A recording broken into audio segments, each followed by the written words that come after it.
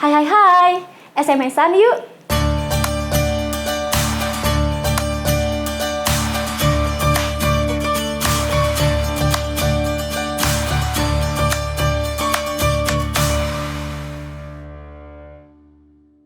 Assalamualaikum warahmatullahi wabarakatuh. Halo, aku Kinan, selamat datang di SMS, Strategi Menyelesaikan Skripsi.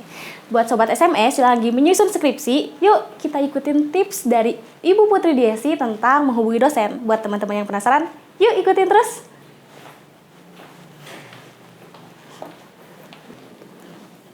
Halo Ibu Putri. Hai Kinan. Assalamualaikum warahmatullahi wabarakatuh. Waalaikumsalam warahmatullahi wabarakatuh. Apa kabar Ibu? Kabarnya? Baik, alhamdulillah. Sehat. Ibu. Sehat walaupun suara agak ya udahlah. Agak serak-serak aman. gitu. Aman.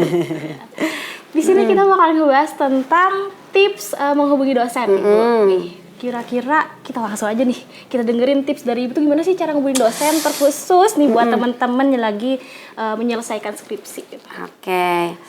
Jawab nih langsung? Boleh langsung. Halo teman-teman SMS, saya Putri Diesi Fitriani, dosen Fakultas Dakwah dan Komunikasi. Jadi untuk terkait dengan menghubungi dosen, ini adalah hal yang sangat krusial.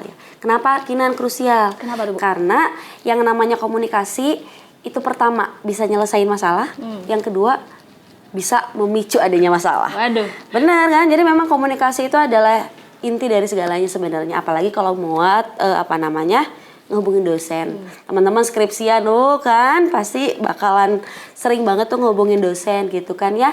Jadi ini menjadikan kiat-kiat terkait dengan bagaimana cara ngehubungin dosen yang baik dan benar gitu kan. Apalagi sekarang sudah zaman elektronik semuanya gitu kan ya.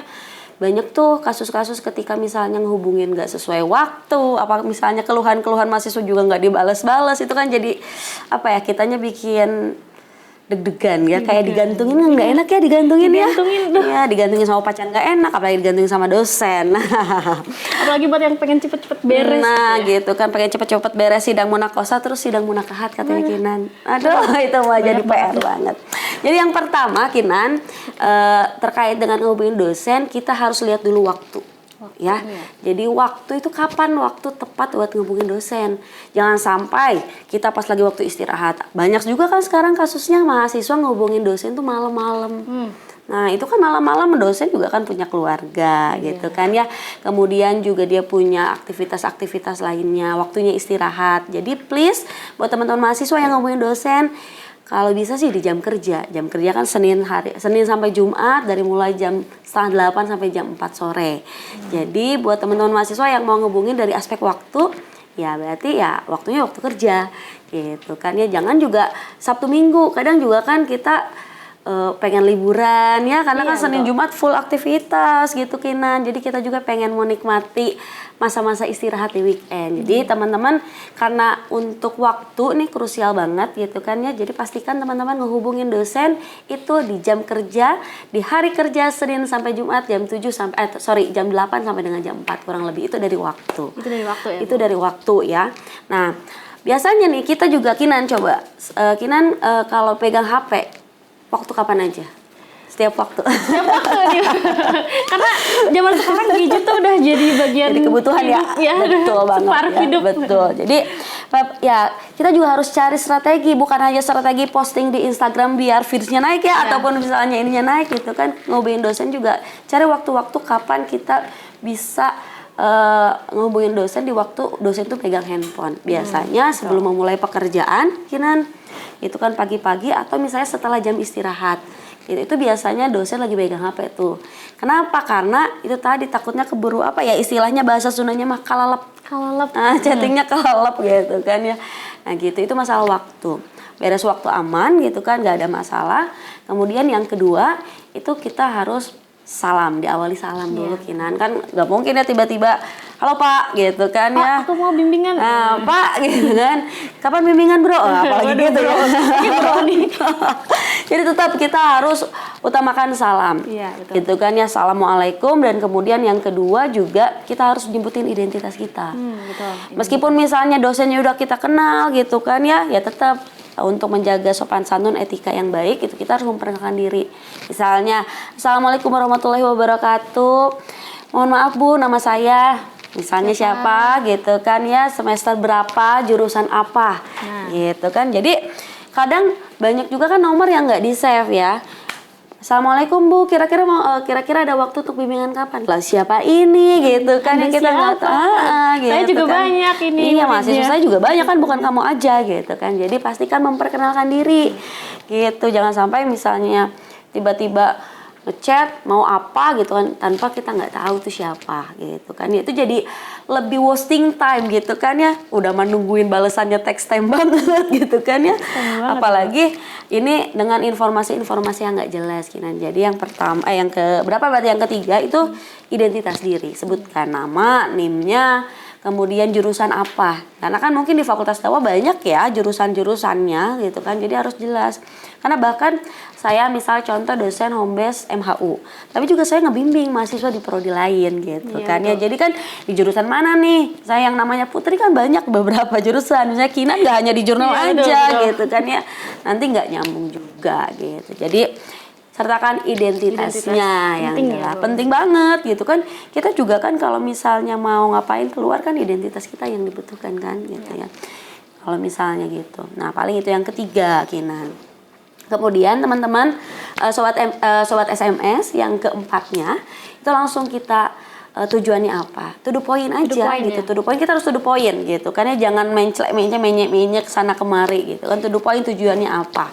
Gitu kan, tujuannya apa? Misalnya saya mau bimbingan bab 1 Bu gitu kan. Atau misalnya saya hanya mau menyerahkan outline gitu kan. Jadi tujuannya jelas. Mau bimbingannya bimbingan apa? Karena jenis bimbingan kan banyak ini ya. Jangan cuma sekedar nanyain, Pak, saya ini Pak, hari ini ada waktu kosong nggak? Kosong buat main golf boleh gitu kan ya. Gitu kan ya. Tapi kosongnya kan tujuannya jelas. Jadi kita kalau misalnya mau ngehubungin, ngapain sih kita tujuannya gitu kan? Apa cuman mau hangout makan bakso bareng gitu kan ya? Mau traktir gitu kan, atau mau bimbingan gitu kan ya. Bimbingan pun ya misalnya bimbingannya apa gitu kan ya. Jadi jelas to the point. Nah, udah beres itu kemudian itu tadi menanyakan waktu kekosongan. Jangan sampai kita ngejudge, Pak hari ini bisa bimbingan nggak gitu kan. Pak hari ini kira-kira jam 2 siang kosong nggak gitu kan. Nah, jangan sampai kita yang ngatur-ngatur gitu kan ya.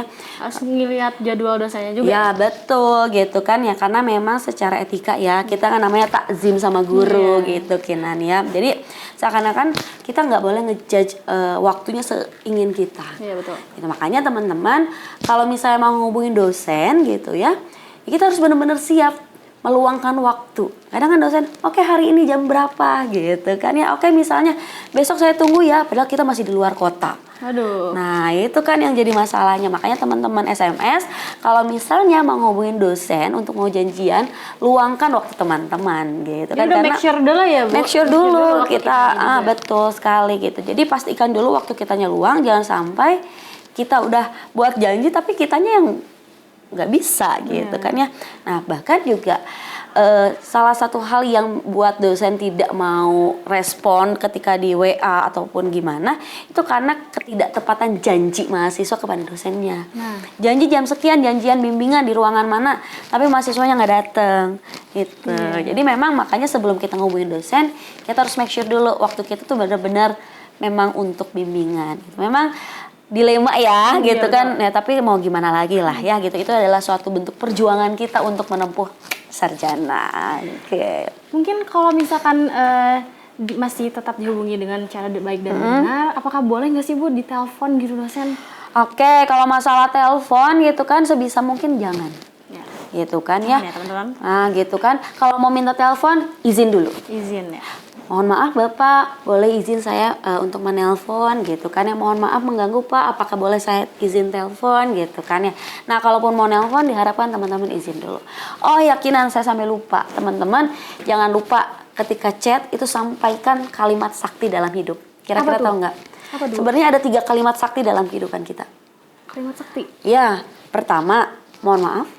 Jadi mohon maaf mengganggu gitu kan. Di awal tuh harus mohon maaf mengganggu. Yang kedua, terima kasih. Terima kasih. Jadi ucapkan terima kasih. Betul sekali. Terima kasih. Yang ketiga tolong. Walaupun memang kata tolong itu nggak apa-apa lah, nggak dimasukin ke situ ya. Cuman memang tak lupa kita harus menyisipkan kata maaf dan terima kasih. Mohon maaf telah mengganggu waktu, terima kasih sudah meluangkan waktu, terima kasih atas perhatiannya gitu.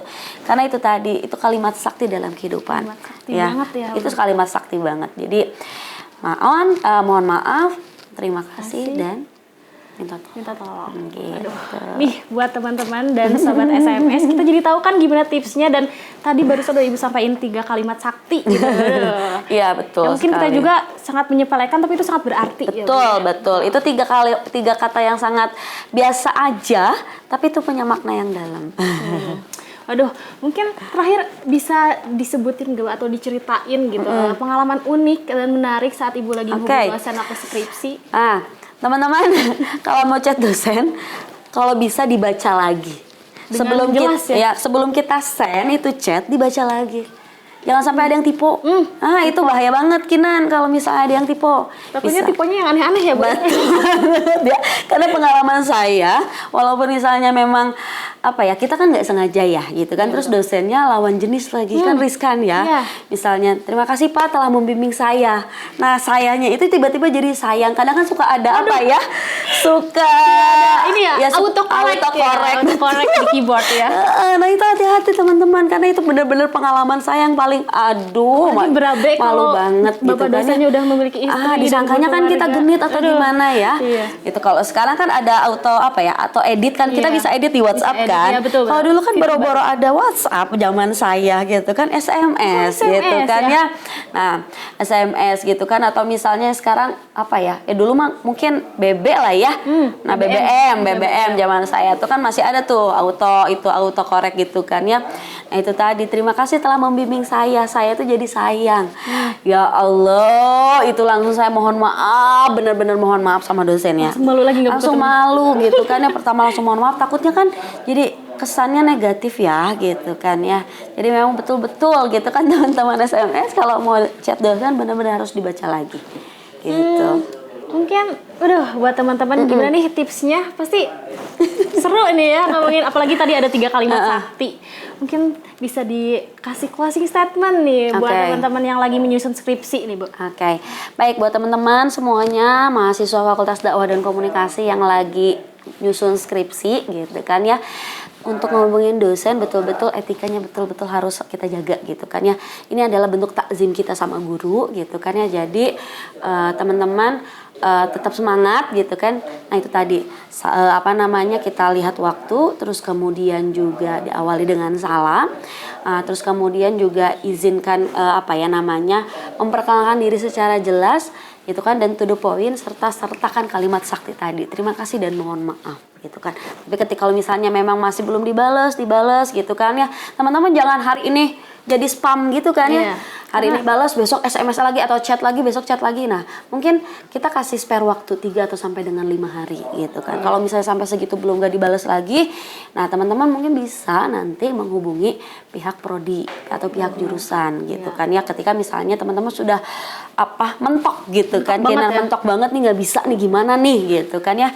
Nah gitu, boleh teman-teman komunikasikan dengan dosen wali ataupun dengan dengan pimpinan di jurusan gitu kan. Mudah-mudahan mereka ataupun para pimpinan bisa memberikan solusi terkait dengan kendala-kendala yang kita hadapi dalam menghubungi dosen. Konsultasi lah ya, Bu. Betul sekali, karena memang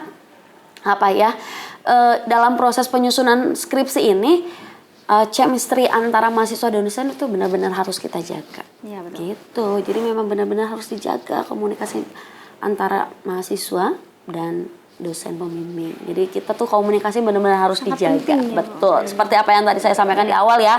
Komunikasi itu bisa menyelesaikan masalah dan bisa membuat masalah. Gitu, Kinan. Nah, itu dia nih teman-teman atau sobat SMS terkait tips menghubungi dosen dari Ibu Putri Diesi. Kita tunggu konten selanjutnya nggak sih? Betul banget. Jangan lupa follow Instagram kita, dan jangan lupa juga subscribe, like, dan share ya teman-teman. See you di konten selanjutnya. Bye.